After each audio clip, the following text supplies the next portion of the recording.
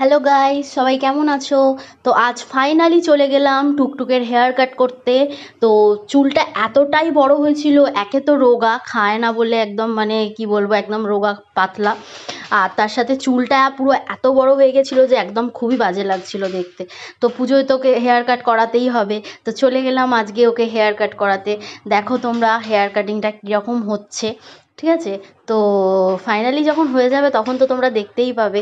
তো ওর খুব ইচ্ছা, ও ছোট থেকে এই পার্লার, এই সেলুনটাই ও চুল কাটে, ঠিক আছে? তো এই পার্লারটা মানে ওর খুব পরিচিত, মানে দাদা ভাইগুলো ওকে খুবই ভালোবাসে, তো খুব ভালোভাবে কেটেও দেয় চুলটা।